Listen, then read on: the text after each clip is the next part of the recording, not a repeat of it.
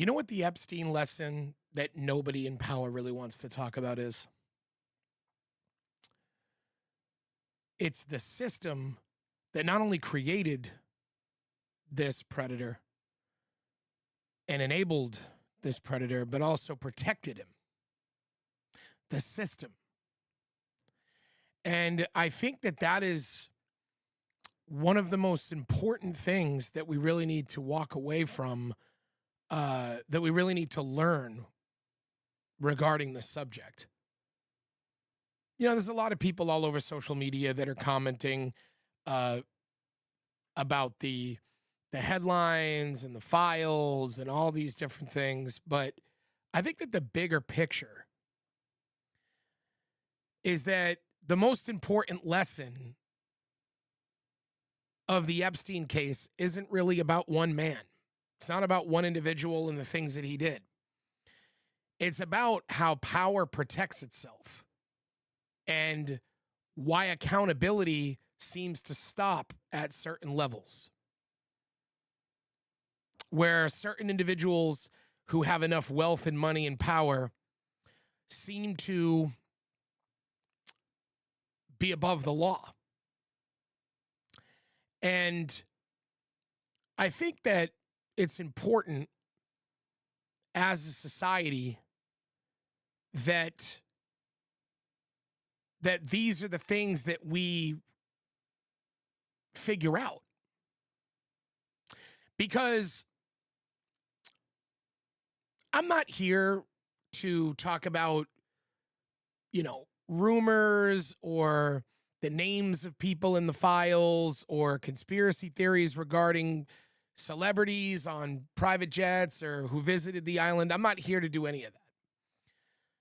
I want to discuss, sort of similarly like my previous video yesterday, on the incentive driven system that not only creates things like this, but again, protects them. And what this case does is, to me, is it exposes a pattern over and over and over again that has existed for a long time, long before Epstein even existed. And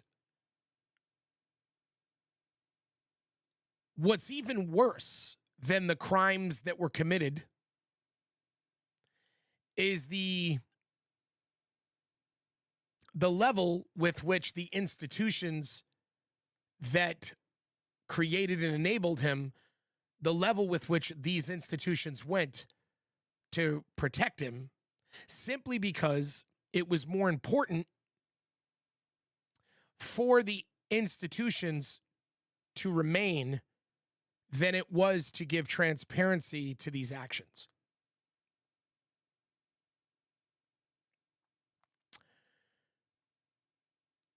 It seems globally like accountability is a tiered system. And the more money and power you wield, the higher up that hierarchical tier you are, the less accountable you need to be.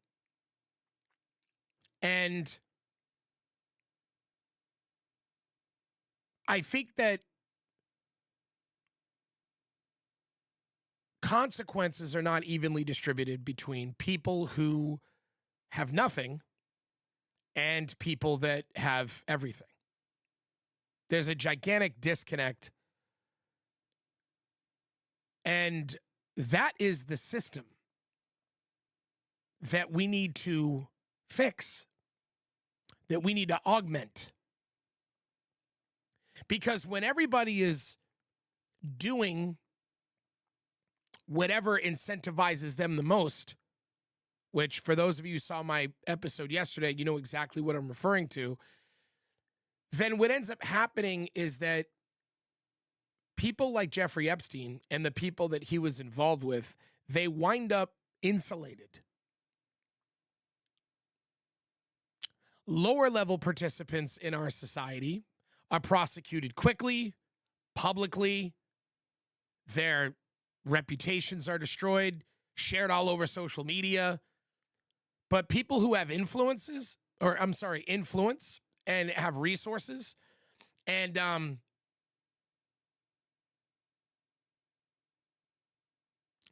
institutional proximity, I guess you could say, they seem to never get exposed. And I feel like this system, this institution of everybody chasing incentive, going after their own best interest,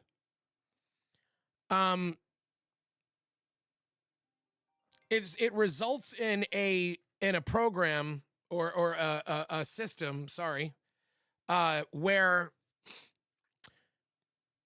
if people know what's going on, like in the case with Harvey Weinstein, like in the case with Jimmy Savile, or Civil, never really sure how you were supposed to say his name, but the famous British DJ and TV personality.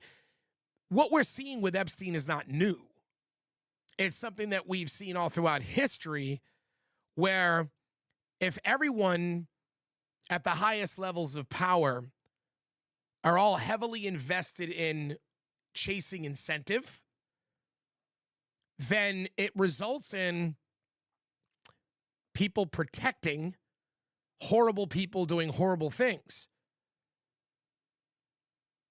And even after these people get caught, you end up in a situation where the transparency of what happened threatens the legitimacy of the institutions. It exposes the systems that they want to continue to have in place. And I think that's the more important lesson than, sitting around and discussing, well, whose names or this and that. And I'm not saying that people who are involved in this shouldn't be held accountable, obviously. But what I am saying is that I don't think that will ever happen. And the reason why is because a system that is based on everybody chasing incentive rewards forgetting. It rewards letting things go. Time becomes a powerful shield. The public attention will eventually fade. And the people who are gaining from this institution, who are at the top of this institution or these systems of incentive chasing that want this system to remain and continue, these people, their careers depend on moving on. Silence becomes a rational choice to them. Hiding things becomes a rational choice. There is a certain level of, when you reach a certain level of power, where you have certain institutions that collect data and information on people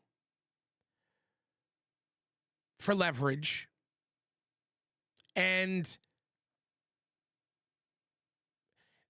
there is more to be lost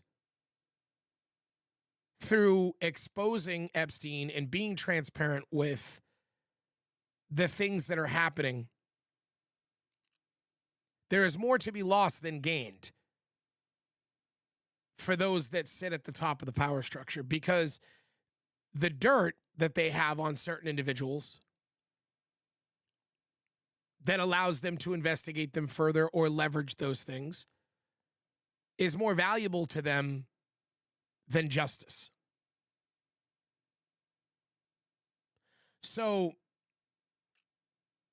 it becomes more of a situation where they're like in preservation mode.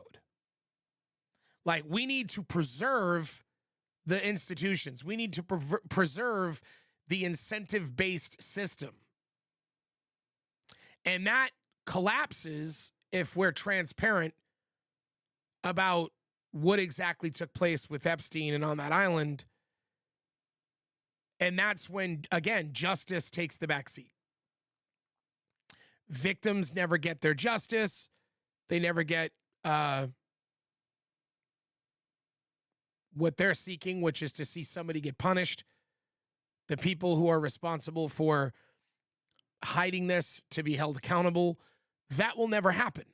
Because if it does, it weakens, if not completely destroys, the systems that they are trying to preserve.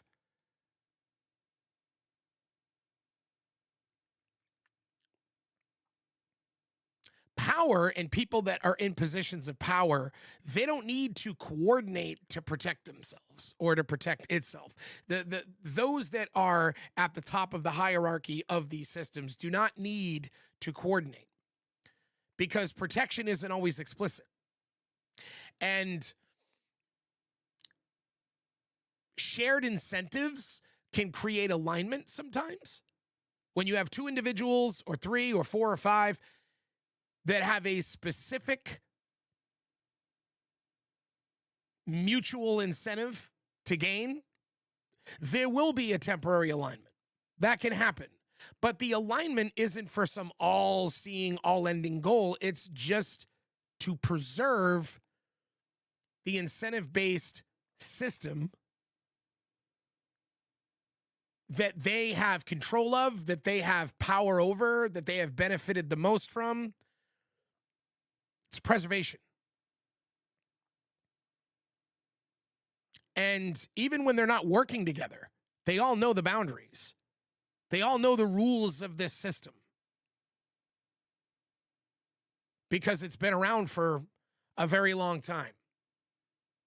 And like I've said in my previous video, until you create a system that allows people to be incentivized more for doing the right thing and punishing them for doing the wrong thing, giving them less power and less profit for doing the wrong thing, then people are going to continue to do what incentivizes them the best.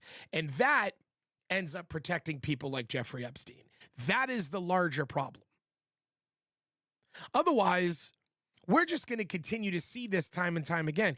Even if Epstein was not dead, even if he had his day in court and justice did prevail and he was locked up in prison for life, that doesn't solve the problem. It doesn't solve the problem, because the system that allowed for him to exist in the first place and that allowed for other people to remain silent, to protect him and insulate him, that's all still there. It's all still there for the next person. It's all still there. Harvey Weinstein, P. Diddy, name after name after name. We could go through now and all throughout history of people who are protected by the system. And even when their justice was, or justice did prevail, and their punishments and accountability was served, it didn't change anything, because the system still exists. So all it is that now another person. We're hearing about Tyler Perry right now. There's some stuff about him where news is coming out that he was wielding the power of his celebrity and director status to, there's allegations that he was using it as leverage to convince young men to do things with him. And that there's allegations that people at Lionsgate and all these other organizations that worked with them in the film industry allowed for these things to take place. And this isn't and shouldn't shock anybody, because we're not doing anything to change the system.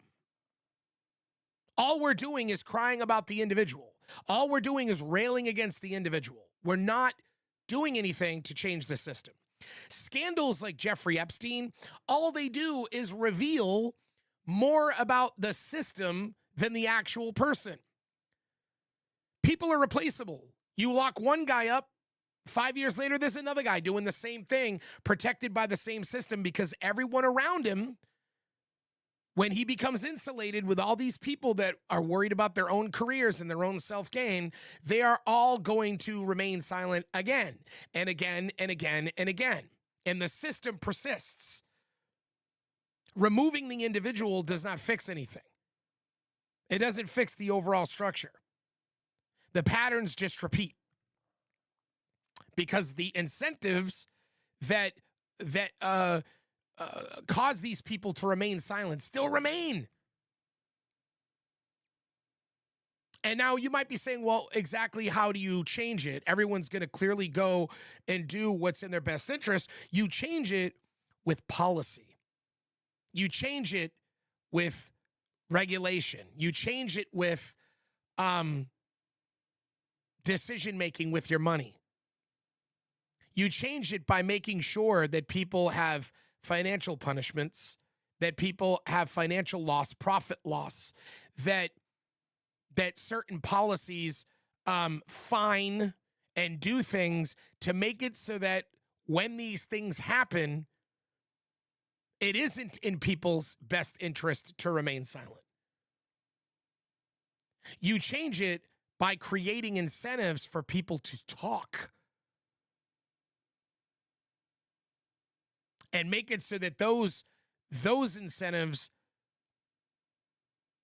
to talk are even more valuable than the incentives you'd gain by remaining silent, or at least just as valuable. And that would take and require a lot of thinking. But it is something that we need to do culturally if we're ever going to solve the problem. Because if power keeps on deciding who accountability applies to, then what does the word justice even mean? What is the point of it? Is there even any such thing? Anyway, something to consider. My name is Tom Kane. This is another episode of the Executive's Playbook. As always, I really hope you like the video. It always helps. It's really huge for the algorithm. Please subscribe to the channel if you haven't. Hit the bell so that you are notified when I release a video. And thanks for watching. I'll be releasing a video every day. Today is the first day of a new year. So happy New Year to all of you who are watching. And what I will end it with is this. I don't know if any of you guys have ever watched the show Ted Lasso, but it's a very good show. And one of the lines he says, isn't it, is he asks somebody, what animal has the shortest memory? And it is the goldfish. And so what I recommend all of you do now that it is January 1st of 2026 is be a goldfish. Put 2025 behind you and go after everything you want to go after this year. Anyways, again, my name is Tom Kane. This is Executive's Playbook. And thanks for watching.